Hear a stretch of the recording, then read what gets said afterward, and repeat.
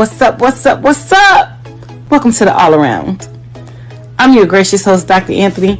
Please tune in on Mondays at 6 p.m. for your entertainment purposes. We will hit current topics, old topics, and everything else in between. Be there or be square. Deuces, my loves.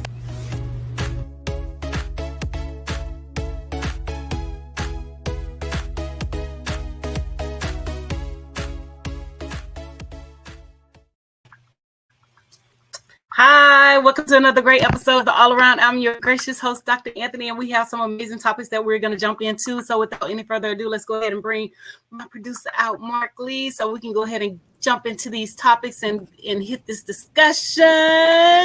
Hi, how are you, Mark?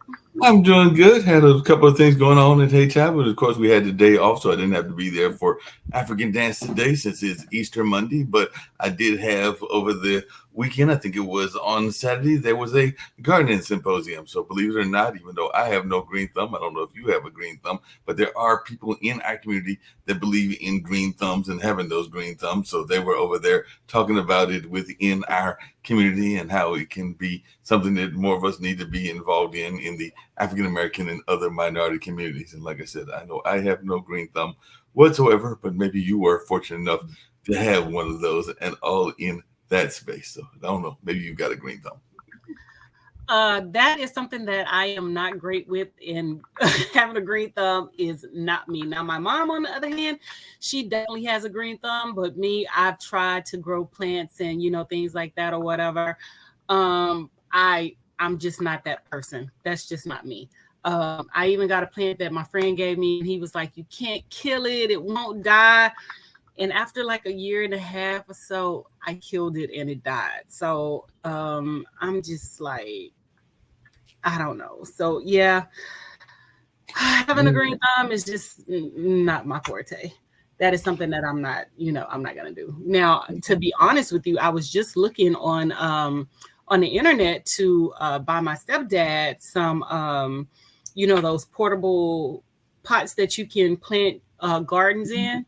So that I can get him back into growing his, his little gardens and things like that or whatever. So I'm getting ready to order that for him. But as for me, that is not something that I would do. I would just go to the market, go to the war and buy what I need to buy and things like that. But as far as me having a green thumb, no, it would definitely die on my watch. Not on your watch. Speaking of things not on your watch, I think it was for the championship game last time. This time it's in the Elite Eight, but there is, a lot of times in sports, there is the Great White Hopes and everything. And definitely Caitlin Clark gets a lot of praise, but she's going up against the young lady from Louisiana. So they will be playing today to see who goes into the Final Four. And I know that Angel Reese is no longer apparently with her rapper boyfriend, because I had seen that and everything, but apparently they are no longer together. But they will be going in this battle, Caitlin and Angel Reese, and seeing which one of them will get to go to the Final Four. And a lot of people have been enjoying. I didn't enjoy it because they beat my alma mater, but a lot of people have been enjoying North Carolina State and the way that the two DJs play, because one of them plays with a lot of fun in the game and seems to have fun while he's playing, and is even being thought about for playing football because he's a big guy. So yes, big guys can play basketball as well and everything, but a lot of people have been talking about DJ Burns and his amazing skills and just how he seems to have a love of the game. But definitely a lot of people are thinking about basketball, but I don't know if you've been following that or any thoughts around this battle that'll take place. And one of them will be going to the Final Four after they play this. Yeah, definitely LSU. I've been an LSU fan for like some years now, long before the whole Angel Reese and Caitlin Clark beef started. I'm from Louisiana. Angel is actually from Maryland. She's from the Baltimore area, but she transferred to LSU in her junior year, if I'm not mistaken, to get a different opportunity. And I'm glad she saw that, she wasn't making strides at the University of Maryland like she needed to. And she opened her mindset and opened her eyes to see that, LSU was a place that would have, provided her what she needed. And she got down there and did what she was supposed to do. And so, yes, I do believe LSU is going to come out victorious tonight. they're gonna play ball. They're gonna play man. They're gonna shut Caitlin Clark down. She's a shooter, but she also has it bad where she's definitely pushing off, and she fouls a lot, and the referees give her a lot of grace and things like that or whatever, which I think is unfair, because if it was someone else, they would have definitely done what they needed to do in order to foul them out of the game and things like that. But again, grace is always given to those, whereas we get that pushback and things like that. And being an athlete myself, a lot of stuff comes with the territory, and dealing with bad refs. That's one of the things that I had to deal with, not as an athlete but as a coach. I had to deal with that as a coach. And so I have had my fair share of pulling a Kim Mulkey.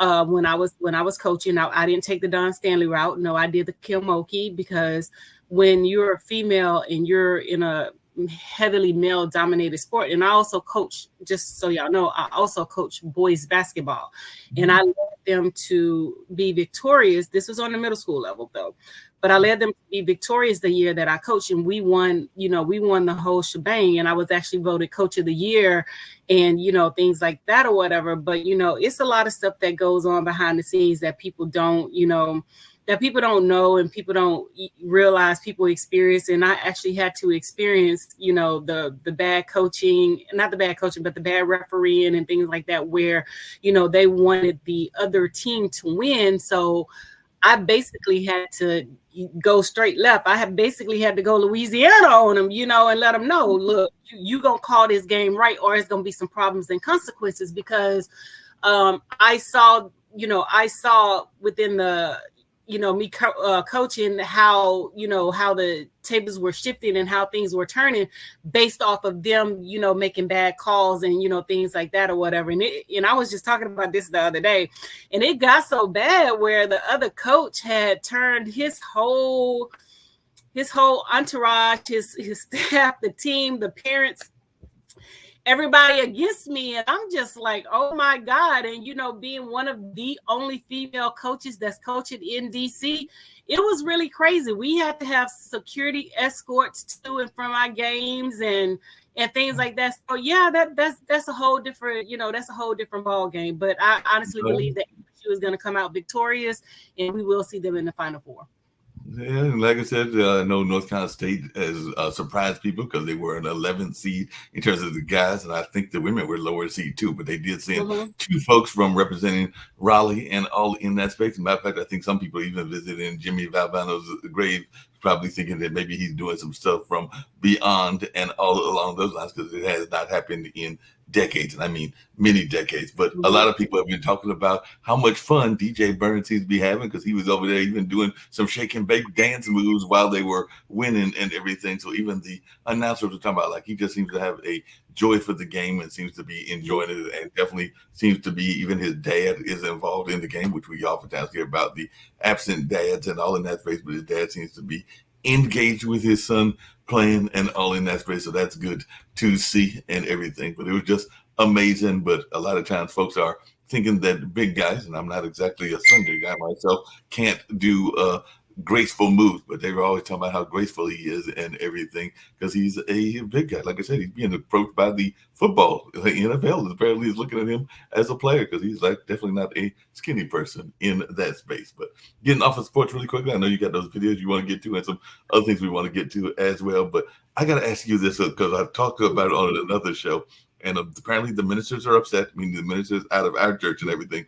But what is your thoughts about the fact that apparently the Orange Man has been hawking Bibles during Easter and everything? Because apparently he was out there trying to hawk these Bibles as being this great thing and all along those lines. So, he was out there saying, he had to buy this specific kind of Bible in order to be supporting him. And I don't think it's a cheap Bible. I want to say it's like maybe $55 or $60 or something like that. And that's not even counting the cost of shipping. Okay, you said a lot, so let's go back to the young man. We're going to unpack all of what you said. So you said that the young man, his father is there supporting him, and you brought up like absentee fatherism or whatever. Yes. To be honest with you, Black men are one of the largest groups that support their children. The media always want to portray and paint Black men as, being absentee. And don't get me wrong, you do have some fathers out there that are Black that do not handle their responsibility, but the most of the fathers that I know, they do handle their responsibility, and they want to be in their children's lives. The conversation that we never have and that we never discuss is how the mother plays a role of the father not being active in the child life, because the father doesn't want her anymore. Then she feels like, holding the child hostage is a way to, capitalize off of the relationship, and they plant those bad seeds in the child's head against the father and things like that or whatever. So we never talk about those people and how they affect the relationship with the child, but we always say that the dad doesn't want to be a part of the child's life, and 9 times out of 10 that's not the case. The father does want to be a part of the child's life, but we don't look at how the mother and the role that she plays in that relationship with the father and the child, because the father doesn't want to have anything to do with her. So she has poisoned the child against the father. So, that's some conversation that we need to discuss, and maybe we can have it on, get it on the show, and we can talk to Dr. Umar about it or whatever. I do have his contact information when I met him the last time, so we can have some, people of clout along with myself, so it won't just seem like it's a one-sided perception or one-sided conception, just coming from me and things like that or whatever. And we can garner some great dialogue, when we talk about the family structure and the family household and things like that or whatever. Now, transitioning over to Donald Trump. Yes, I did see that he was, trying to push the Bibles. I think he's trying to do anything to, gravitate to different people and things like that or whatever, so that, he can make money, because the, what's her name? Latita James is coming for him, and they're going to seize his properties, because on paper he has, billions and billions of dollars and things like that. But in actuality, this man doesn't have the money. And so, when people were talking about, oh, he's a genius and things like that or whatever, and I'm like, where? All the businesses that he touched, they failed. You know what I'm saying? So had he would have, been thinking as a genius, as they so-called claim, his wealth would have been greater than what it is, today. And, my thing with the whole Donald Trump situation is the white folks, and I'm calling them white folks allowed him and his children to come in and, do things that they would have never allowed President Obama to do. And they're not even allowing President Biden to do. They're still harpooning on President Biden's son, about, he did some faulty businesses and things like that. But there was clear nepotism in the White House with Donald Trump. But, they want to shield all that, and they want to take that and say that, there was no nepotism and things like that or whatever. They wasn't getting paid, but they didn't have to get paid. But the business dealings that they got from, giving access to Donald Trump and giving access to that White House was, enough for treason and things like that or whatever. So, hey, Dr. Anthony, I agree with everything you said, but I want to come back just because you brought it up. And there is a person on the network, it's not one of the founders, it's somebody else that is sometimes coming onto the shows and is trying to paint this picture that the collapse of the family structure is the reason that America in general and the world in general is in so much trouble, and all along those lines. So they're trying to paint it as if the fact that there are single mothers and single dads as being part of the problem and the reason that we have had all of these problems. And like I said, I think that they claim not to be a Republican. I don't know whether they are or are not and everything, but I just wondered, what would your answer be? Because I've heard that not just from this particular individual, but from others as well, when they tried to paint it as if this collapse of the family structure is the reason that the African-American family and other minority families and even the white families are in consequence.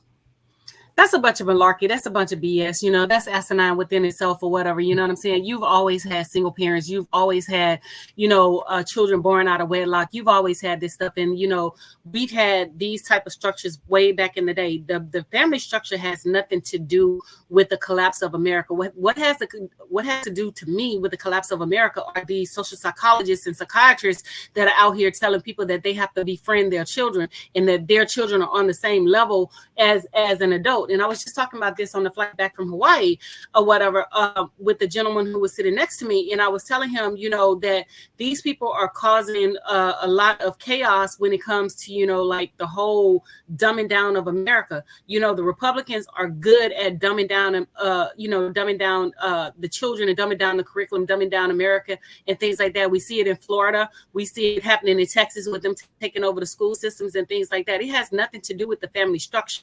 Now, does the family structure play a role in, things that are happening? Yes, it does play a role in things that are happening. But as far as, the dumbing down and the destruction of America, that has nothing to do with the destruction of America. What has to do with the destruction of America is the education level. They want to keep everybody dumb so that, they can control people. The ignorance and things like that is where they place things through propaganda so that they can control. You can, and you said it yourself, look at Trump. He's using Bibles. So he's using the Bibles to control the religious and the evangelicals and things like that or whatever. But as far as the dynamics and the dichotomy of the family structure, it has nothing to do with the destruction of America. We are seeing the destruction of America from social psychologists and through the educational system with the dumbing down of America. When you telling a grown person that a child can call you by their first name, the child can call the adult by their first name, and that is acceptable and that is okay, that's a problem. And so, in California, there are some school districts where the children do not call the teacher Miss, Doctor, or whatever. They will say Tawana, they will say Mark, they will say John, they will say Bell. They call them as if they're equals. You know what I'm saying? And so that's a problem right there. When we see that these people are messing and diving into, the family structure and things like that, that is where the problem lies. For example, when they came back with CPS talking about parents can't spank their children, it's child abuse. You know what I'm saying? So what happened? The children are taking over and they're out of control because the parents can't discipline their child. Now, don't get me wrong. Some people have child abused their children and things like that. I'm not talking about that. I'm talking about legitimately spanking your child, punishing and, moving forward and things like that. I was a child that got spanked. Yeah, I got spanked because I was a hellion. You know what I'm saying? Growing up. So yeah, I did get spanked. My mom did spank me. Was I child abused? No, I was not child abuse, but I was spanked and I learned discipline. And just like with these children, they haven't learned discipline, which is a problem, and they haven't learned coping skills, which is a problem. And if you take any type of, mass shootings or any type of massacre that has happened in the past 5, 10, 15 years, you go back and you look at the structure of the structure and outline of the plan and the writings of these people. And the basis of it is they have no coping skills. The young man in that shot the people up in Miami, he lost his parents. So he didn't know how to deal with his emotions because he lost his parents. So because he couldn't cope, what did he go do? Shoot up a school. The young man in Texas, it was a young man in Texas that shot up a school, not the Uvalde, but it was a different one in Texas that shot up a school and things like that. Why did he shoot up a school? Because he was rejected by a girl. So you have all these unstable men who don't know how to cope, who are, never been in a situation where they had to deal with their feelings, had to process their feelings. And now that they're in a situation where their feelings are needed and they must process their feelings, they don't know how to do it. And so these social psychologists have set these people up for failure. That is the destruction of America, not the single family unit, not all of that, because we've always had single family units. And we're going to continue to have single family units, but that is not the destruction of America. It's coming from the psychologists, the psychiatrists, and the social structure with that is the dichotomy of the educational system. That's where it's coming from, because we have allowed those people to control what we do with our children. When we were segregated, and this is Black America. I'm talking about Black America. Right. When we were segregated, we produced more successful people than we have produced now.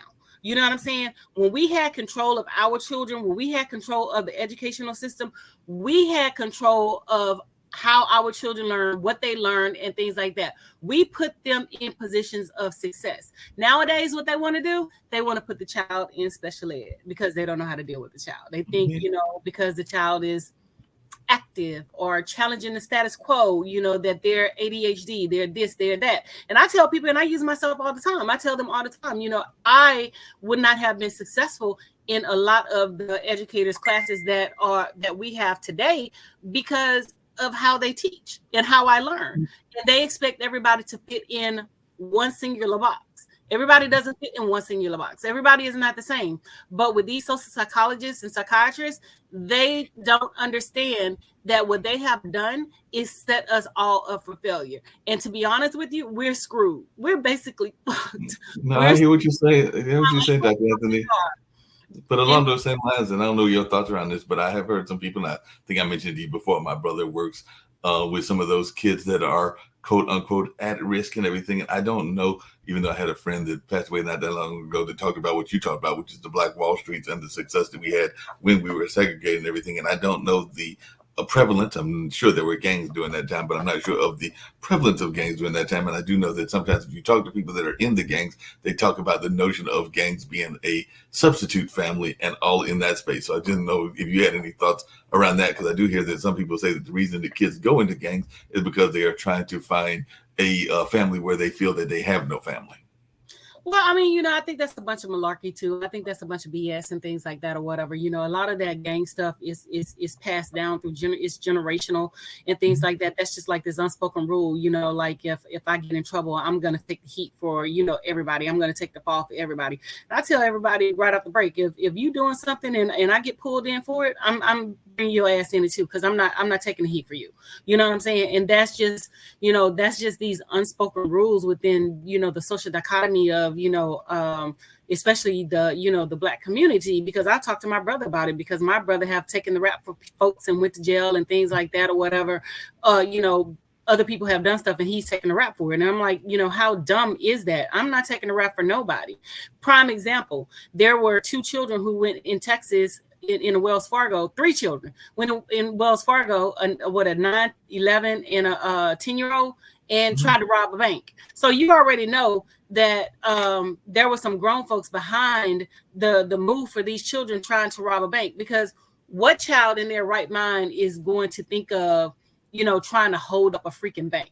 And one of the moms called and reported her son that, you know, he was one of the children that participated in the bank robbery, which he should have. You know what I'm saying? So a lot of this stuff is, you know, is passed down through, you know, hanging out on the block or being out on the square or whatever they want to call it and things like that or whatever, which, you know, for the life of me, I don't understand this blind loyalty to, you know, to people and places and things like that. Just for example, I live in DC. So, you know, you have people who are loyal to, you know, different sets and different hoods. And I'm like, first of all, you're in the projects. Let's just start there. Second of all, you own none of this. You know what I'm saying? So what is your blind loyalty to an area that you don't even own and you're in the projects? You know, for the life of me, I just don't understand that foolishness. And so that's, you know, that's very asinine to me in nature or whatever. But, you know, like I was saying,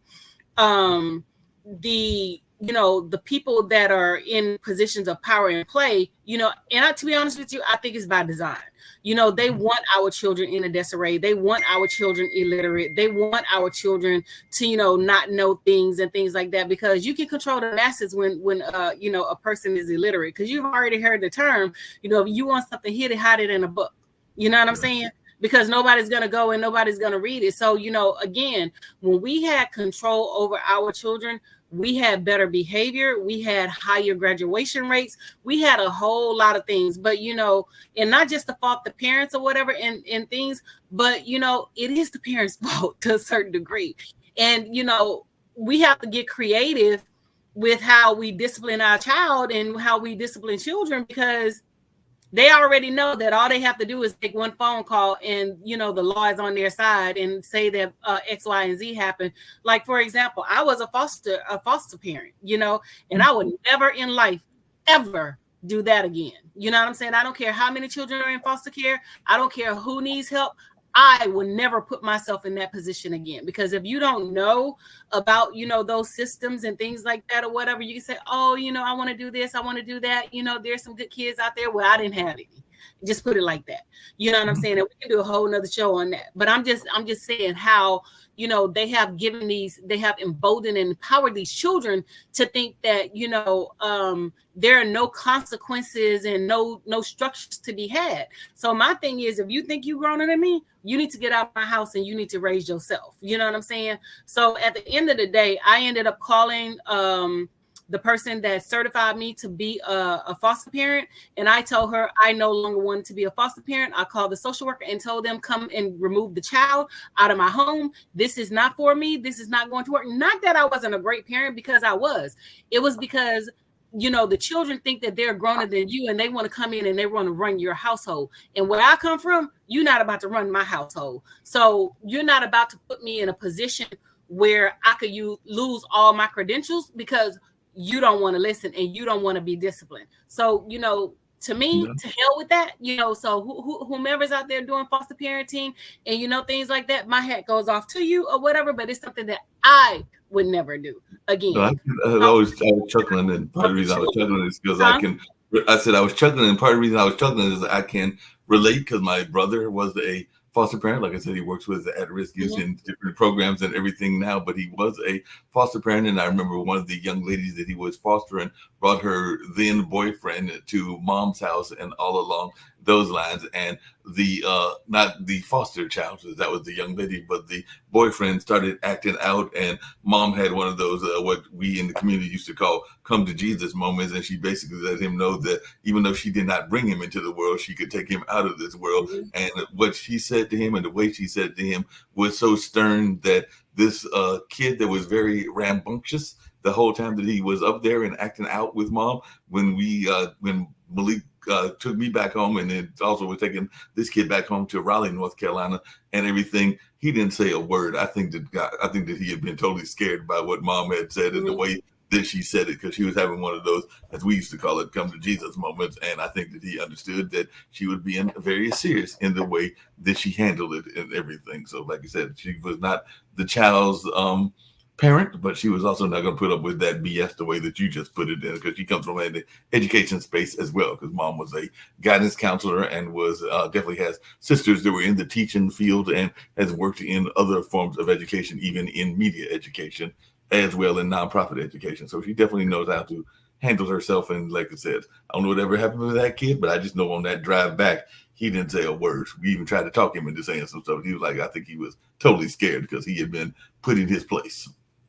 But again, even as an educator, I don't tolerate the foolishness and I don't tolerate the disrespect, inside of the classroom, because I just let them know, you can go get your mammy, you can go get your pappy, you can go get your grandmammy, you can go get your grandpappy. But at the end of the day, I'm the HNIC up in this mofo, and it's what I say goes. You know what I'm saying? You don't run nothing, your parents don't run anything. So it's either you can come in here and it's my way, or you can come in here and it's my way. Because I clearly told the child before, I said, this is clearly not the class for you. I said, you need to go downstairs and have your schedule changed. I said, because, when you come in here and you think you're growner than me and you know more than I do, then this is not the space for you. You need to go somewhere else. So after I had that, come to Jesus talk with him or whatever, he basically straightened up. Oh, no, Dr. Anthony, I want to be in your class. I want to stay in here. I want to do this. I want to do that. Because what you're not about to do is you're not about to come in my classroom and you're not about to be a terror. You're not about to, be disrespectful. You're not about to do any of those things, because I'm not disrespectful to you, and you're definitely not going to be disrespectful to me. And that's just the bottom line. Now and like I told him, I said, if it's something that you dislike about, whatever, I'll give you a chance to, state your piece and things like that. But it's your tone and delivery. It's how you say it, and it's how you deliver it to the adult and things like that. And I said, if we can't come to a head, we can't, work it out, then go get your parent. Let me communicate with your parent, because at the end of the day, you are not the adult. And if, we're not seeing eye to eye, then maybe I need to speak with your parent and things like that. And I've had parents come up to the school trying to fight me and, things like that or whatever. And I just let them know, one, I'm not from this area. Two, I'm straight out the boot. You know what I'm saying? I'm straight out of Louisiana. What you not going to do, and how we say it, what you not finna do is play with me and play in my face and be disrespectful. That's what you're not finna do. And I think a lot of parents have realized that they just can't, handle and talk to me any kind of way. Now, because I match energy. You come at me incorrect, I'm gonna come back at your ass incorrect. You know what I'm saying? But if you come at me in a way that's, nice, professional, I'm gonna come at you in a way that's nice, professional. We can have, those conversations, we can talk and we can work through the problem. But the second that you feel like, you're gonna disrespect me and you're gonna try to handle me, oh, we got a problem. Then you're gonna get a whole different side of me and things like that or whatever. But for the most part, I don't go through that anymore. I just let the kids know, hey, it's always conversation. It's how you do it, tone and delivery. Even when you're upset, it's tone and delivery. All you have to do is communicate. Use your words. You can be upset, you can be angry, but you use your words. It's how you do it and it's how you say it. So I'm not only, teaching them that, but I'm teaching them life lessons and how to deal and communicate with adults, because a lot of them don't know how to deal and communicate with adults. So, it just takes, it takes a strong person. And I'm definitely that strong person. Cause like I said, I don't tolerate the foolishness and, things like that or whatever. So no, I really don't. But, everything. I know you sent me these 2 TikToks and I forgot which one is which. So if you want, we'll play them and then we can talk about them afterwards, because I forgot which one is which and which one is the minute 39 and which one is the minute 31, because they are. Yeah, hold on before you go to the TikToks. I'm sorry. We still haven't gotten back to the whole Donald Trump thing or whatever. Yes, go ahead. You took me off topic. I'm sorry. So, with the whole Donald Trump thing, like I said, he is trying to, solicit money any way possible that he can. And then he had one black person buy his $1,000 tennis shoes. Like, everybody's going to jump off the bandwagon to go get $1,000 Donald Trump tennis shoes. Why in the hell would we pay $1,000 for a pair of tennis shoes when you clearly don't like black people and all you're doing is just trying to pander to get the black vote and things like that? And that's all the Republicans are doing, and trying to pander to get the black vote, because he said black people like tennis shoes. So, he can relate to black people because they like tennis shoes. All people like tennis shoes. You know what I'm saying? All people buy tennis shoes. So what are you doing to the white people? You know what I'm saying? What are you doing to the Asians? What are you doing to this? What are you doing to that? You know what I'm saying? What are you doing to those communities to pander to those? But you feel like, because you threw out some gold and red and blue and white or whatever color your tennis shoes are, that we supposed to, jump on your bandwagon and jump on your A train and, automatically support you. No, sweetheart, we haven't forgotten what you did. We haven't forgotten what you said. We haven't forgotten that the Department of Justice has been suing you since the late 1960s, early 1970s, because you didn't want black people to live in your property. You know what I'm saying? And it's so funny because, you have these black men out there that's talking about, oh, I'm going to vote for Donald Trump because Biden said this and Biden said that. But you're not looking at the fact that, Donald Trump did say a lot of things. Yes, back in the 70s and things like that or whatever. And I'm not taking anything away from what they're saying in terms of President Biden, because President Biden did say some of those things. But my thing is, you have years and years to change. Just like, when we come into the classroom with the children, we can't continue to hold things against that child because, they got in trouble that one day. We have to give them an opportunity to change. And President Joe Biden has shown that he has changed. President Trump has not shown that he has changed. He has shown that he deals with people, black people in particular, in a capacity where he tolerates them. And his sidekick, Tim Scott, is a prime example that he tolerates him, but he's not accepting of him. And they have to understand the difference, that they're being tolerated, they're just not being accepted and things like that or whatever. So, my thing is, to the black man that's out there running around talking about you gonna support Donald Trump, when he's talking about law and order, this just to put a thought in your head. When he's talking about law and order, what the hell you think he means? When he's talking about law and order, he's talking about your black ass. He's talking about policing you. That's what he's talking about. He's talking about being a dictator on day one. You know what I'm saying? So you honestly think that you're going to be safe? You know what I'm saying? You honestly think that these white people are going to stand with you? You honestly think that they're going to hold your hand and, commemorate you on, what you got going on? You honestly think that you're going to be in the same pool with these white folks? You got another thing coming. So, my thing is to the black women, we have to rethink our loyalty to these black men in a certain degree. And I'm not saying it's all black men, but I'm talking about the ones that are out there pandering to talking about you're voting Republican and you're voting, Donald Trump, and you're voting against black women own best interest when you're doing stuff like that. That we need to stop having this blind loyalty, this blind support for you, because like I said, I'm not gonna march for you, I'm not gonna pray to you, and I'm damn sure not gonna donate to you. You know what I'm saying? So we need to rethink that. So yeah, so we can go No, ahead. but just really quickly before we get to that, because you went there down that path, but I did see. Speaking of that, I did see that 50 Cent, that rapper and everything, said that he felt that Donald Trump will be elected in 2024, and he was definitely, I guess, saying that he is prepared for that and all along those lines. And there was a recent study, I think Al Jazeera, which comes out of the Middle East, said that there is about 17%, which is double the amount of folks that were there in the previous election that said that they are going to vote for Donald Trump. So it does seem like he's getting a bump in our community. I think that is very much a thing to go on in that space, but definitely there are some folks out there that are saying that in 2016, he received 8% of the black vote according to the exit polls. And by the 2020 presidential election, it had surged to 12%. And now, according to certain polls, a recent survey from Gen 4, it shows that if the elections were held today, 17% of black voters would vote for Donald Trump, while 20% said they would vote for someone other than Trump or Biden. So that's 37% that are going to vote in our community, either for Trump or for somebody else and everything. Honestly, I don't think so. I think the numbers are skewed and they're inflated or whatever, because we've already known that these people have, even from the last election, that these people lie and they put things out there or whatever. There's a number of people that are in support of Donald Trump, but I don't think it's to the point where it's like 17% and like the 20%. Because like I said, statistically, the numbers can be inflated, and we have seen that in the past that these people have inflated those numbers and things like that. But just like there are people out there that saying that they're voting for Donald Trump, there's a whole lot of people that's out there that's saying that they're not voting for Donald Trump. And the people that are sensible and we know that are not voting for Donald Trump, we are the ones that's going to keep this country and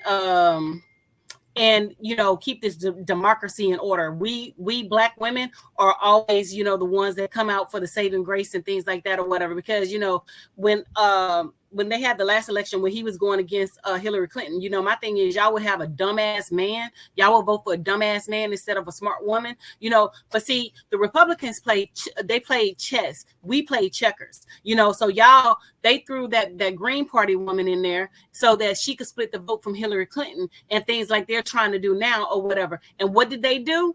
They put 3 Supreme Court justices on the Supreme Court. Now, these are lifelong positions. They put young white conservatives on the Supreme Court that are making the laws and things like that. So y'all think it's all about the president? No, it's all about, the other stuff too. And not only did they put 3 Supreme Court justices on the Supreme Court, they also put a lot of conservative judges on the federal level and the lower level that had to be appointed by presidents. And those are appointee positions and things like that. So you think you're being screwed by, President Biden. You're not being screwed by President Biden. You're being screwed by the Supreme Court. And I use the example all the time with the student loans, how they, President Biden wanted to give people who receive Pell Grants $20,000 to use however they wanted. What the Republicans did was they played a shadow campaign and they went backdoor to the Supreme Court justices and got them to vote against what President Biden wanted to do. So y'all want to sit there and talking about, you gonna vote for Trump and you gonna do this and you gonna put the Republican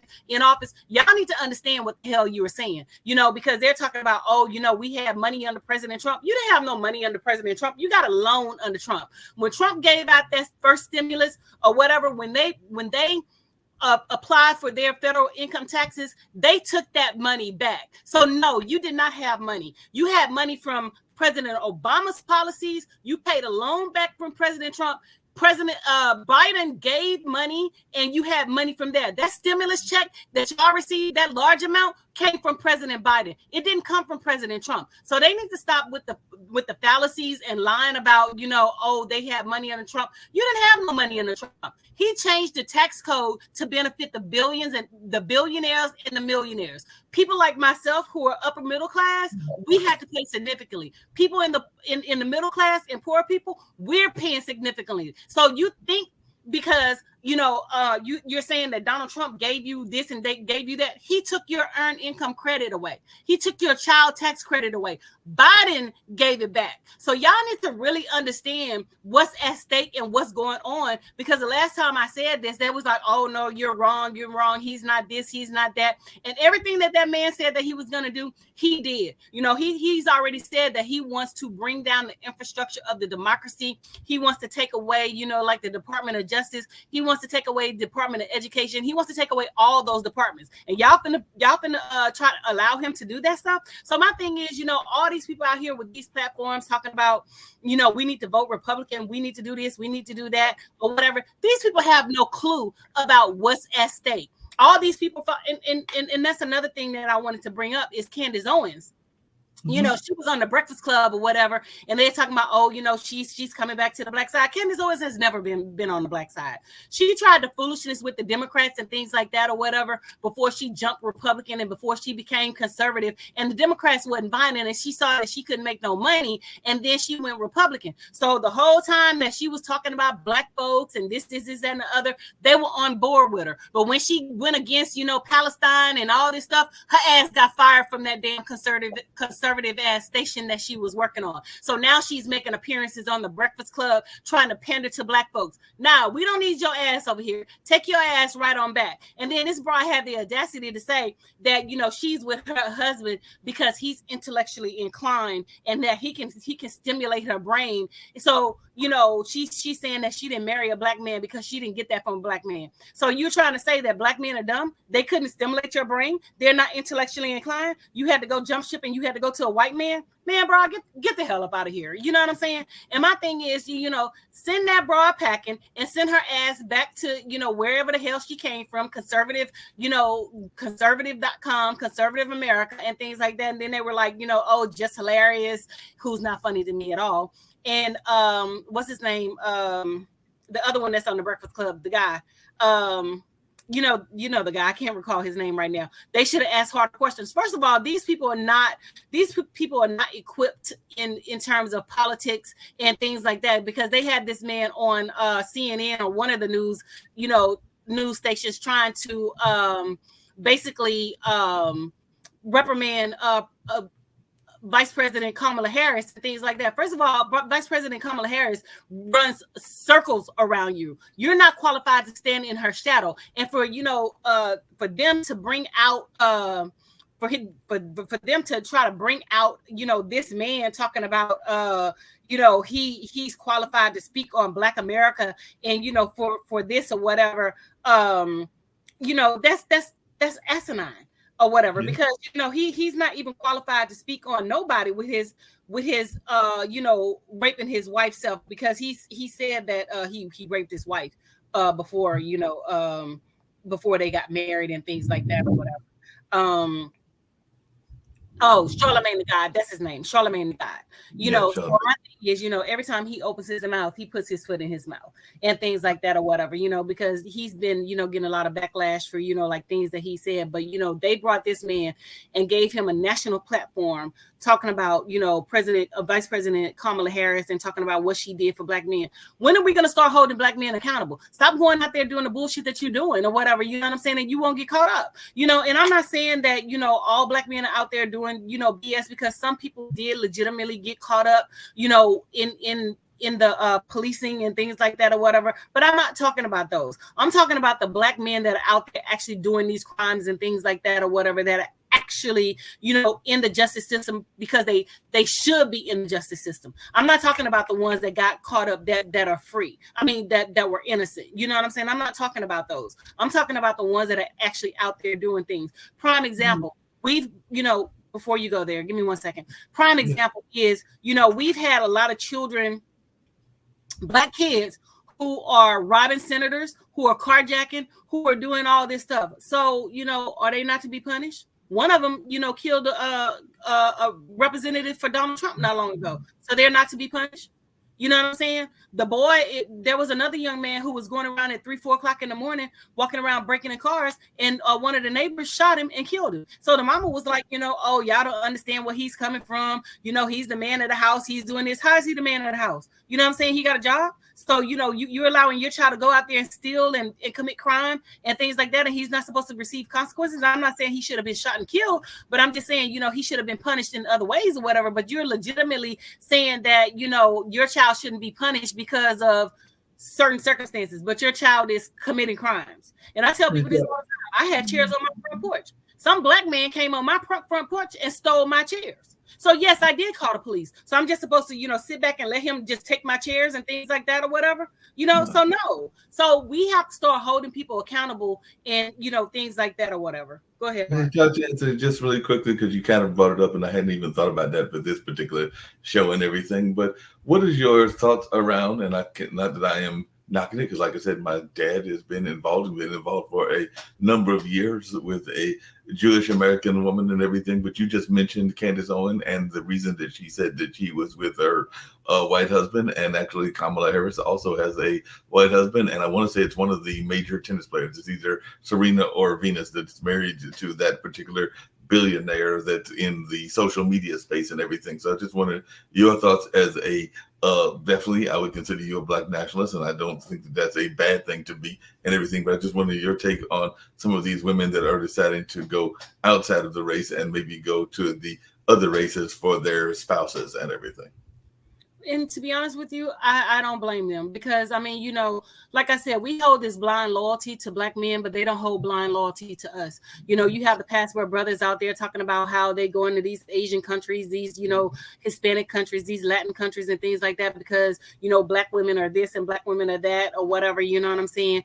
And they want a certain type of woman that's docile. Then go out there and be that certain type of woman. You know what I'm saying? So, my thing is to the sister, date who you want to date. You know what I'm saying? Stop, having this blind loyalty to black men, because you're going to be old and decrepit and things like that or whatever, and he's still going to play. There was a TikTok that I was watching where the man was 70 years old and talking about he wanted to date a younger woman. He's now ready to settle down. What the hell y'all going to do? You're 70, you're past your prime, you're you're used up, you know what I'm saying? So what type of life are you gonna try to have with a younger person or whatever after 70 years old? You done ran through it, you ran through your old, decrepit, used up and things like that. So what woman are you trying to entrap? You know what I'm saying? So it took you 70 years to make sure that you were ready to be in a sound relationship. So nah. Power to the sisters. If that's what you want to do, go out and do it. And you mentioned Serena Williams. Serena Williams did give black men a chance. You know what I'm saying? She gave them all a chance before she went out and stepped before the white guy stepped to her and things like that. What the black man said, they talked about her features. They said she was ugly. They said she was unattractive. They said that she was not sexy. So what do you think she's supposed to do? Is she supposed to take the abuse and the trauma and things like that and live a life of being alone? Or she goes outside of her race and dates somebody else who genuinely, loves her, respects her, and things like that or whatever. So that's the other side. You know what I'm saying? So the black men are always talking about, black women this and black women that and this, that, and the other or whatever. You know what I'm saying? But, my thing is, if that's what you want to date, go ahead and date that person. But don't keep putting black women in the arena of, this is why you're dating that person. We don't give a shit why you date that person, because 9 times out of 10, you're not one of the ones that we want to date anyway. You know what I'm saying? I agree with you on that and everything. I was going to be able to say, just to push back on something you said slightly, just a slight pushback and everything. But I do know that with the aging of America and the fact that medicine has gotten better and the fact that people have gotten better, that I know some very virile, I guess is the word, gentlemen that are in their 80s and 90s and everything in that space. So there are some people that are still able to be very much active, even as they are older and everything in that space. So while that might not be everybody's speed, and I'm not saying that they got to go for the younger people either, because that can sometimes be very scary and all along those lines. But there are some people out there that are in my early 60s, but there are some people that are definitely even at my dad's age that can be very much active and even active in certain ways and everything. So I mean, I understand that, but at the same time, what do y'all have in common? You 90 and she's 40. What do y'all have in common? You know what I'm saying? You know, just, you know, call a spade, keep it real. You know, you're used up, you done hold around, you done played, now you want a younger woman with no kids. You know what I'm saying? So, like, what do y'all have in common? Honestly, no. Stay over there. Go to the nursing home or wherever you gonna go, and, you know, be a geriatric and things like that. And don't get me wrong, I'm a pre-senior citizen. I'll be 50 in less than, you know, a month or so. You know what I'm saying? In May. But, you know, at the same time, you know, Black men need to stop playing with Black women and things like that. So you got to wait till you're 90 to settle down and get in a serious relationship. You got to wait till you're 70 to settle down and get in a serious relationship. Like, something is not right there. Something is not right there. Well, like I said, I've seen some, and I'm not saying that it's the case for everybody, but I have seen some May-December relationships that have worked. I had a friend of mine that was actually May-December and different, not orientations, but different religious backgrounds. Because I want to say that the woman who was actually the older one was a stout Christian, and the gentleman who was in his 50s, and they've been together now for a few years. Because I think when they got together, he was in his 40s and she was in her 60s or something like that. But they've been together for a minute, and they seem to be quite satisfied. So, like you sometimes say, to each their own and everything. So I have seen that there have been some cases where the exceptions to the rules can play out. And like I said, they actually belong to different religious groups, because I know that he is a devout Muslim, or at least he was a devout Muslim, and I think she was a devout Christian, but they managed to find a way to make both the age and the religious differences work. And like I said, to each their own, and sometimes people are able to make those things work. But I do know that there are, as you just said, there's some people out there that are looking for sugar daddies, but there are also some people out there looking for sugar mamas as well. So we do know that exists as well. So I do acknowledge that there are some people that are there for selfish reasons, to say the least, and everything. I know we've only got 10 minutes, but I do want to play these videos of yours. Well, can you just hold off on the videos, because I want to do more than 10-minute segment of the videos, and we go into it next show. Because you know, again, they're trying to gaslight Black women or whatever. So we can just continue with the conversation that we have, you know, set forth for today, and then we'll start with the videos on the next show, so that I'll have more time to, you know, dig into that ass and you know, state my piece and things like that or whatever. But, you know, but it's really funny how, you know, like with the Passport Brothers, how, you know, they're going to all these different countries and they're getting killed, and, you know, like they're telling, you know, the men to be careful, because, you know, the women are actually setting them up and things like that or whatever. Because I saw, and I'm not wishing, you know, death or, you know, harm on nobody. All I'm saying is, you know, this is something that y'all brought on yourselves, because y'all put it out there.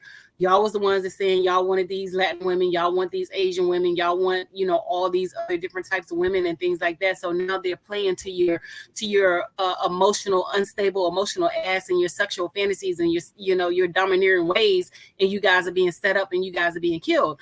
Because when I read the article, the father said that his son was killed because he went to another country to meet a woman. So they're telling people on the websites is, you know, if you're going to these countries to meet a woman, do not go to their homes.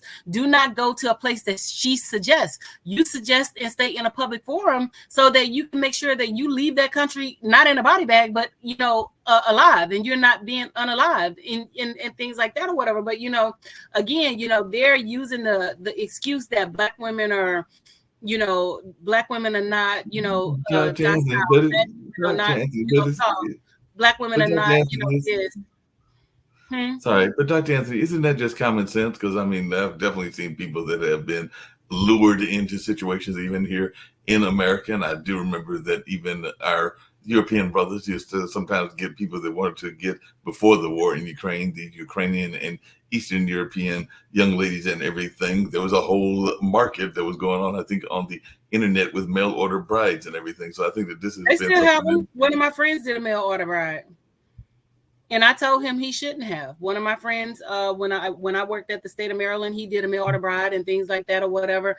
And this woman played him, and, you know, got married and came to the States, because that was her ultimate goal, to come to the States and things like that or whatever. He got it from the Dominican Republic. And when I tell you that woman made his life a living hell, you know, he almost lost his credentials behind this woman, because she lied and said that he had domestically abused her and, you know, all kind of other stuff or whatever. And this man had to put out so much money to clear his name and things like that or whatever. So, you know, he wouldn't listen, but that's what he wanted and things like that or whatever. So I tell people, like you said, to each his own. You know, if that's what you want to do, be mindful of, you know, what you're getting yourself into, because it's not all, you know, humpy gory and, you know, things like that or whatever. You know, she wanted him to spend all this money, you know, sending for her family, sending her family money and, you know, things like that, sending new iPhones and all this kind of other stuff, because she had no intentions on being with him in, you know, in a long-term, you know, relationship. Long-term relationship. Like that or whatever. So this, you know, like I said, to each his own. You know, that's what you want to do. That's what you want to do, but be ready for the consequences and the repercussions of your actions and things like that or whatever. So, you know, like I said, they can keep the passport, brother, because 9 times out of 10, it's somebody that we, as you know, as Black women, we wouldn't even give the time to. And, you know, again, an unstable, emotional man who can't have his, you know, who can't handle his feelings, who was rejected, because everybody is not going to, you know, like you. Everybody's not going to talk to you, but because you were rejected, you didn't know how to handle yourself. You know, we've seen, you know, the term, you know, unalive.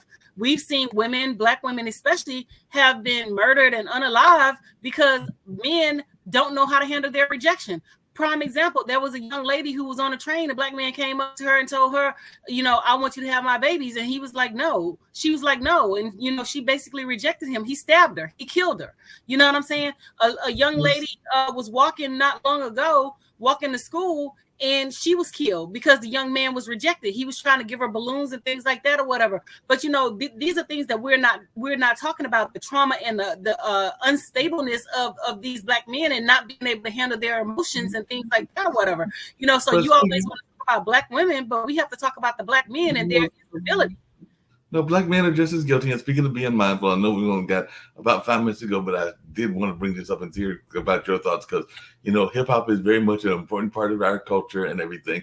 And just like Jeff Epstein got in trouble, there is a certain major rapper that has been accused. And some people say that he flew out of the country temporarily because he was dealing with some trafficking things as well. So I just wondering your thoughts on this and whether this is a legitimate concern. I believe it was Sean P. Diddy Combs and others that were involved in this space. But is this real, or is this a attack on Black men by the white establishment and everything? Or do you think that he was actually involved in that kind of activity? Not that we can't be involved in that activity. We all know that, I hate to put it this way, because he is the father figure to many people because of his roles in TV. But yeah, Bill Cosby did do some stuff that he probably shouldn't have been doing. And maybe Sean was doing some stuff as well. But you're a woman and they're in DC. What's your take on this? Well, you know, the whole Bill Cosby thing, you know, nobody forced nobody to do nothing. You know what I'm saying? You had an opportunity to, you know, decline, because like I've been in situations, you know, people are like, oh, you want this drink, you know, or you want to do this, you want to do that. And I'm like, no, I'm not doing anything or whatever, you know, so you have an opportunity to decline. And, you know, my thing is with the whole Bill Cosby situation, you waited 70 years and you told nobody. That's, you know, that's mathematically impossible, because we as women, we have one person that we talk to everything about. And I don't care, you know, what woman it is or whatever. We have one person that we're going to discuss everything. And you mean to tell me in 70 years you didn't tell nobody? So I know they were lying. So, you know, my thing with that is, you know, they were after money. And the P. Diddy situation, you know, I feel like that certain things happen or whatever, but at the same time, you could have walked away. You know, and there are people saying, you know, stories where they left and they walked away. Nobody told you to stay in those situations. You had a choice.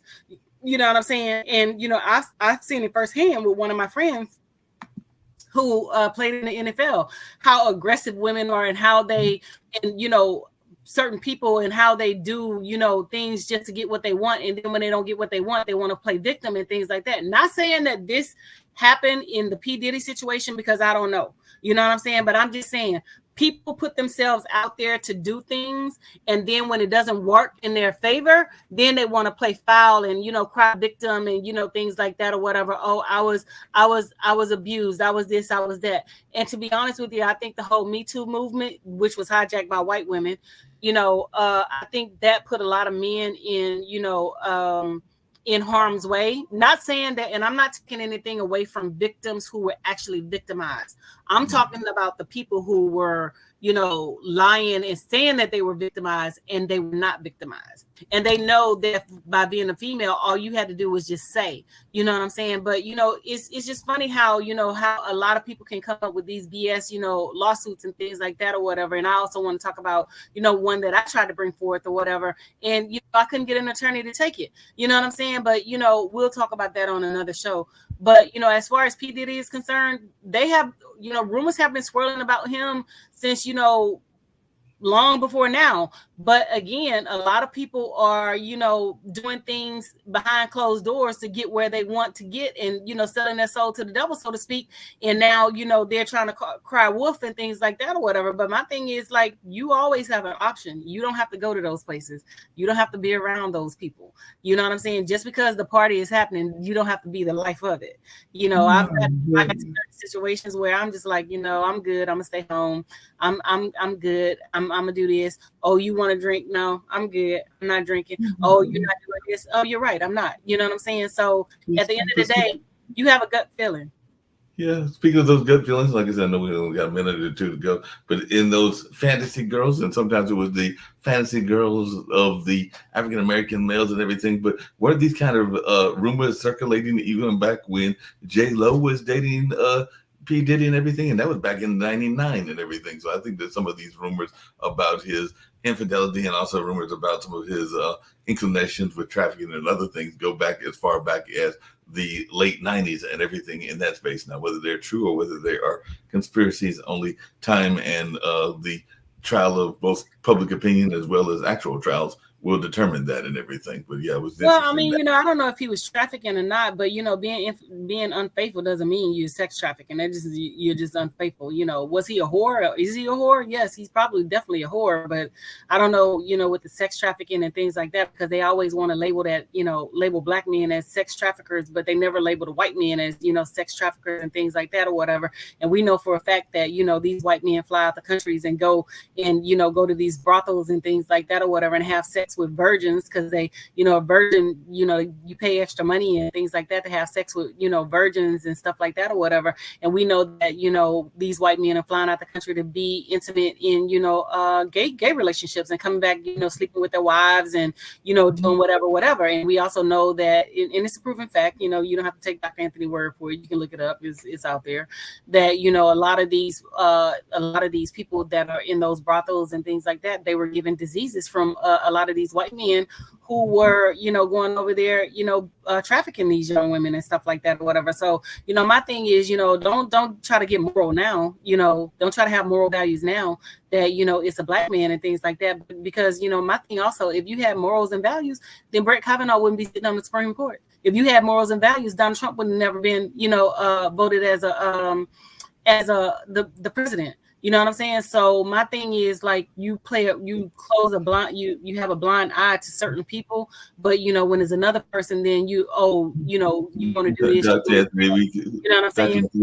Dr. Anthony, we can even go to one of our own, and I'm not really trying to claim him, but I do know women, including one that has passed away now and has been passed for a while, but Clarence Thomas would also be in that category, because definitely he was doing some underhanded things in his relationships even before he got together with his wife and everything. But yeah, I do know some people that are involved in that case, including the case that got him into the Supreme Court. So yeah, even some of the people in our own community can be as guilty as well. Because like I said, definitely. I mean, Clarence Thomas is not one of those ones that I look up to as the epitome of a black man, because he hates himself. He hates the fact that he's black. But that's a whole nother conversation for another day.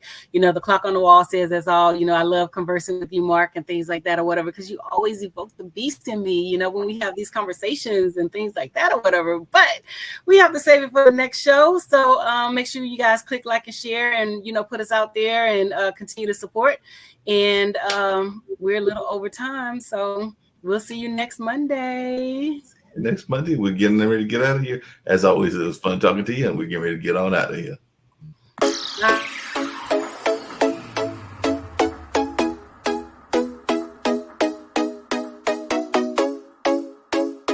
What's up? Welcome to the All Around. I'm your gracious host, Dr. Anthony.